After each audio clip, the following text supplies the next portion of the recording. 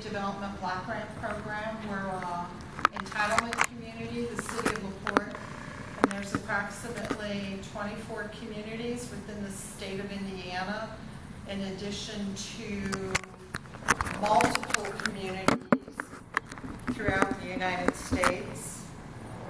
And we expect to get approximately $450,000 next year. And this consolidated plan we do every 5 years.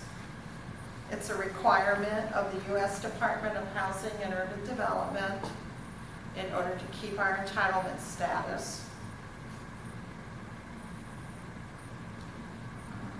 So I'm going to turn it over to our consultant, Tagio Shemi, with the ARCH group to go over the goals and the objectives, what we've uncovered as a result of our research. Okay, thank you, Marianne, and it is a pleasure to be here. As you indicated, we have prepared this plan for the last almost 4 months that we've been working on it, and today is the last meeting or public meeting to get input from the community. What I plan to present is sort of brief synopsis of what this plan is all about, consists of, and then I'm going to ask you to perhaps present the annual part of this.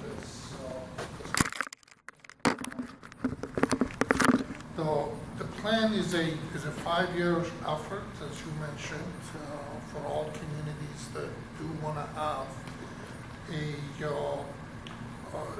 receive these funds, commonly known as CDBG fund. It's a Community Development Block Grant Funds, and we have to prepare, or the city has to prepare this plan to submit it to remain qualified to get those plans.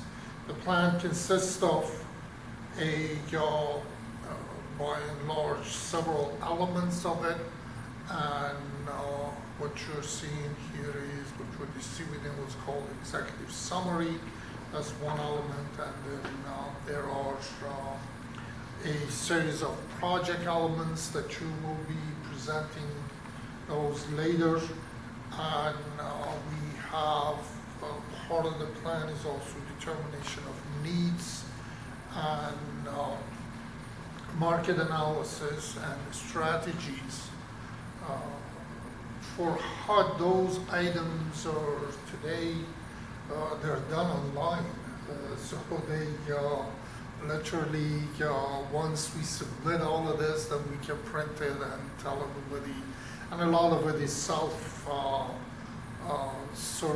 populated tables for market analysis and needs that is not readily available at this moment.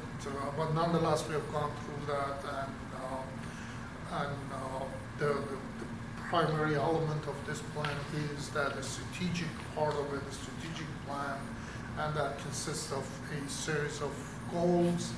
And the goals are, as HUD determines, can be classified in different categories, and depending on the city. In the case of LaPorte, because it has a much smaller program, the goals are, the goal areas are, or goal categories are smaller.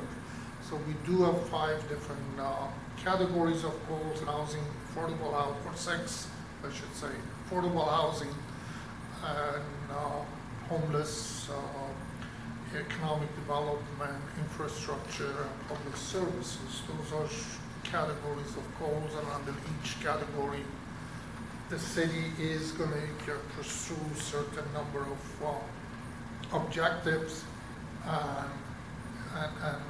and in effect, fund projects that fall into those objectives. And A good example of it is for homeownership objective, the city could fund a homeownership promotion program or marketing program. That's one of those examples. The HUD also requires that the cities to establish, based on these goals, an output. That's, in other words, to tell HUD at this point what the city envisions to do for the next 5 years. Included in this summary is a set of 3 different tables that shows what the city expect to accomplish next 5 years, and based on the funded amount or anticipated funded amount. And there is no guarantee that these funds are going to be there. There is no guarantee that they're going to stay the same. But this is based on the current amount of funding that we are presuming will be available to the city for the next 5 years. So these goals for different elements are identified in this summary, and I'm not going to go through item by item, but they are there and can be reviewed. One element of these, the next element of this year's plan is to do what is called the annual plan. And that annual plan is what the city expects to do for the first year of this 5-year plan. And the city expects to sponsor or fund 8 different projects, including one that is a administrative part of these activities, and so that is what the city will fund during the first year with this almost $440,000 of funds that is available. I'm going to turn it to you, and you can describe those funding agencies or activities for 2019. Okay, this is for program year 2019, which starts October 1st of 2019, and it goes through September 30th of 2020. These are the last 2 pages of this packet of material. We anticipate receiving $455,630. Now that can change. That's not written in stone yet because Congress doesn't have an approved budget yet. So we're proposing to use $455,630 of new money. And then we have some leftover funds of $32,578 from the previous program years. We don't anticipate receiving any program income. Program income is money that we would make off of the sale or the recapture of real estate or mortgages made on real estate.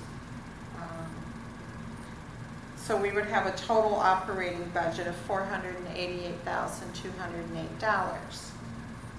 And we're proposing 8 different activities, or actually 9 different activities. The first one is under program administration. We're capped to only use 20% of our allocated funds for program administration.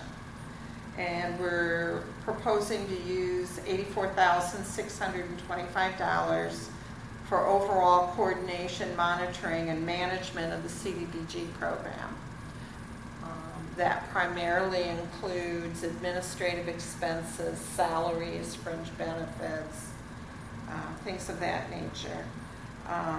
The second activity under program administration is our housing fair.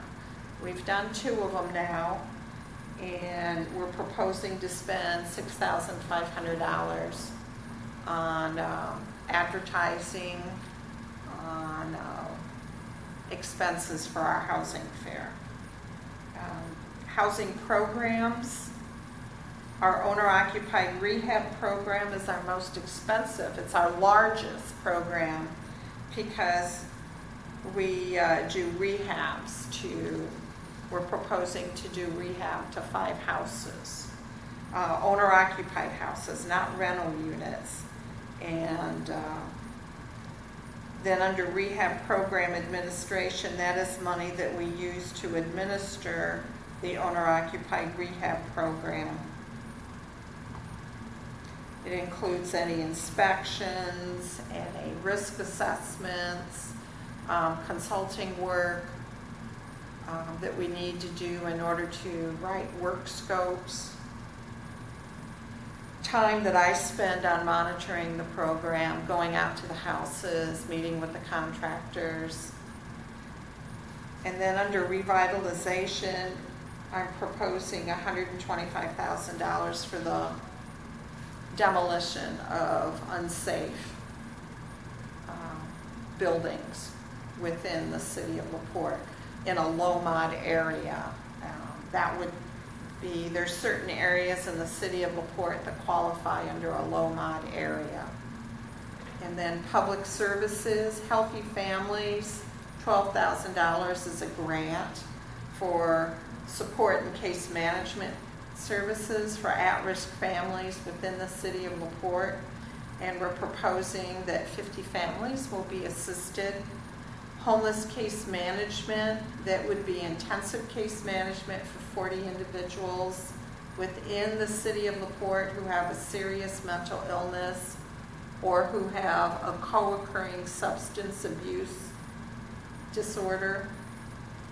And the services include community-based outreach, mental health counseling, substance abuse counseling, case management, and temporary housing.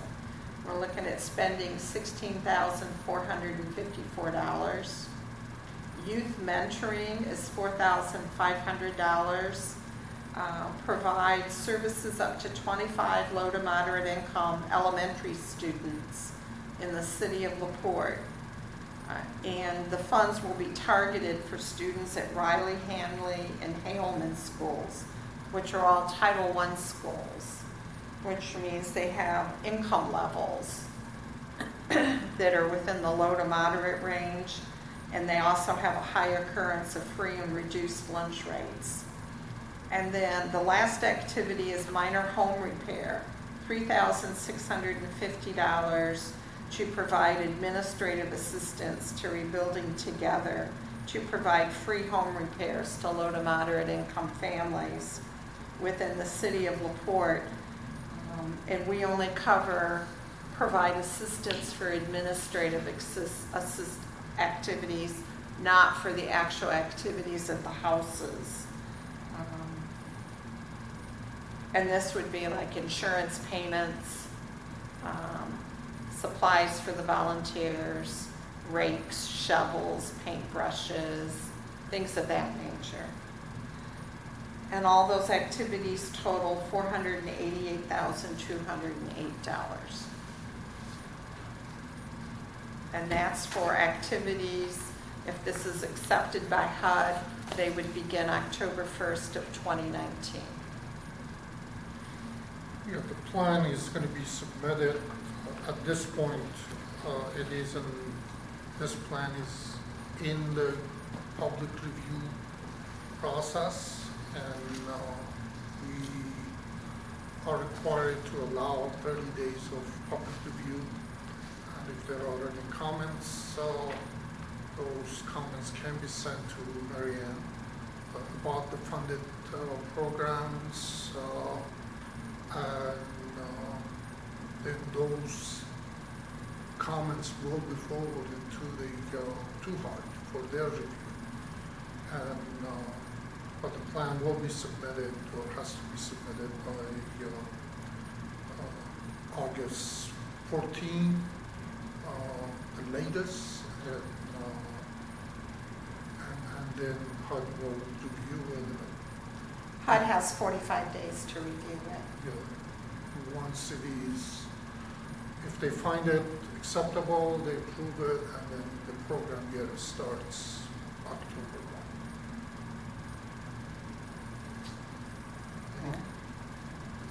1. Any questions?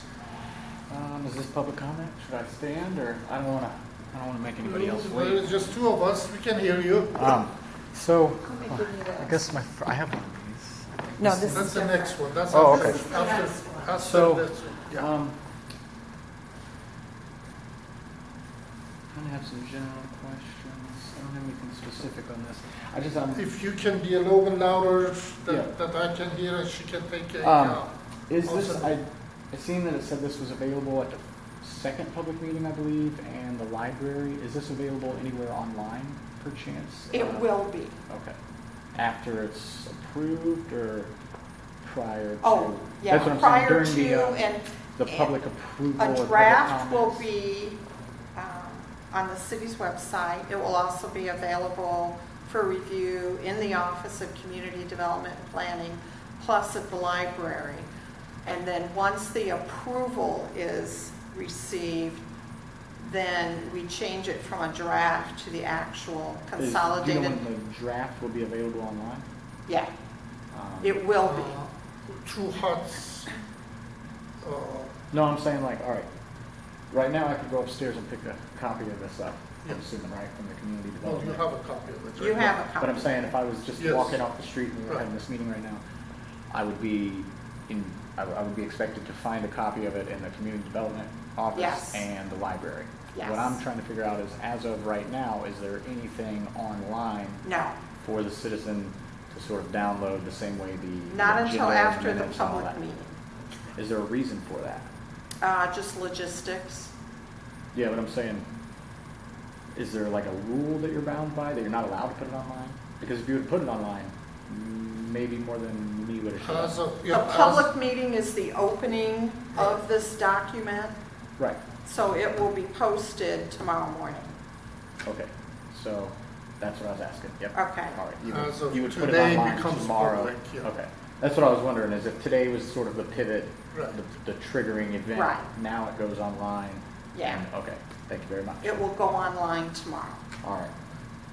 Okay, that's it? For That's this- it? I mean, I'm listening to the next part now. Okay, great. You want to close this meeting then? We actually have two different meetings. Well, okay, so I guess I do have another question then before you close. You mentioned expectation, like you guys don't know for sure how much money you're gonna get because you're negotiating with the federal government. So- Well, we're not negotiating. It's up to, we don't negotiate I mean, with yeah, I the understand, federal though. government. I understand that you can't. It's all based completely on count a formula you know and what I the mean? budget. Things are subject to change, votes and all Right. this stuff, acts, things change, I get that. But you have like, you know, what, I'm assuming there's a previous 5 years, because there was one of these Yes. before, I know at least Yes. one, maybe at least two. But is there anything that reflects how that 5 years went prior to this? Is anything like Online, there are, expectations versus reality and things of that nature? every year, we have to submit a consolidated annual performance and evaluation report. That is submitted to HUD by December 31st for the previous program year. Okay. Those are online. Would there be anything a little more, I guess, layman friendly? I'm assuming this is going to be a lot of, I mean, I am fascinated with this stuff. I don't get bored with it. I like numbers What and is stuff. online is Ah. what is required by HUD, and we cannot change that. Okay. We submit it electronically in their software on their server. We're able to print out a Word version. And what is included in that is What's available on Word? what is available Enough said. online. And so CAPER is the acronym. Working with the federal government, familiar with this. We deal with acronyms. Yes. So a Acronyms. CAPER, CAPER, is our annual performance report. Okay. And they're on the, I don't know how many years worth of a CAPER, probably 5 years worth of a CAPER, maybe Now, on would this there. be on like the city's website? This is on the Not on, city's I wouldn't have to webs- go to like Gateway. No, Okay. no, this is on the city's website under CDBG. If you go to the Office of Community Development If and it's on the city Planning, site, I can find it. click CDBG, and you should see action plans, you should see the previous consolidated plan, and you should see the annual performance reports. Okay. Okay? Thank you. I mean, they're all public documents. Most people don't take the time to find them. You do. This is my That's my You niche take the thing. time. This is my That's thing. good. So That's good.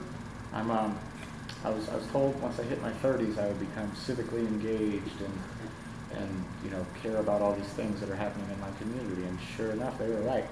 I'm all about being aware of what's going on. Okay. That's great. But you guys tuck a lot of good stuff that we do into these things too that people aren't aware of. So You're right. um, Okay, so if it's all right with you, I'm going to close the consolidated plan meeting and open the assessment of fair housing meeting. And that's second packet. the second packet. It's much shorter. Should we start here with this? This is also a requirement that we have to do every 5 years. And this actually goes to HUD, Housing and Urban Development. And I have to remember not to use acronyms because a lot of folks don't understand all the lovely acronyms. But this is done every 5 years, and in it, it's an assessment. We take a look at what's going on in the city regarding fair housing, involving fair housing. It's a requirement, and we hired the ARSH group to do the assessment for us. And they do community outreach.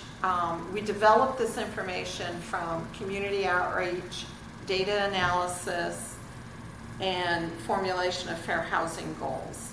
We identified some issues.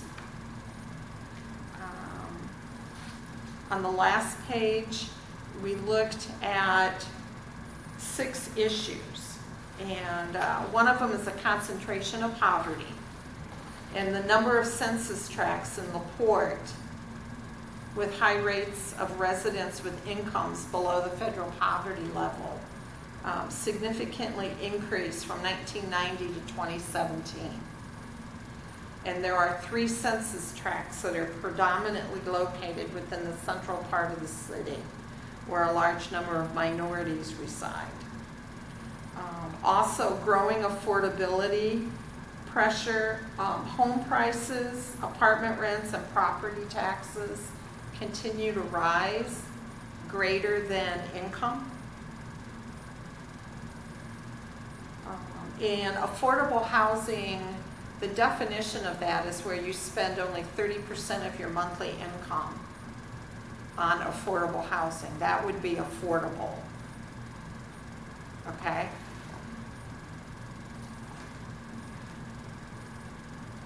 Growing segregation data shows an increasing level of non-white, white segregation characterized by spatial patterns. The majority of Blacks and Hispanic households live in census tracts where rates of minorities exceed the jurisdiction's average. Access to employment, despite declining employment rate, lower income residents have limited access to jobs in close proximity of affordable housing. The lack of available and affordable transit options exacerbates the problem or makes the problem worse. And then lack of resources for fair housing enforcement. Residents need more support to know and exercise their rights in relation to problems with landlords and tenancy. The city's capacity to address any fair housing issue is limited to only referral to other agencies.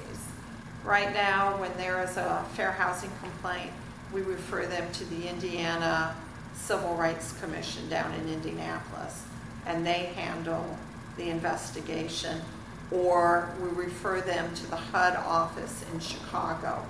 And currently, the only way with HUD you can file a fair housing complaint is if you go online.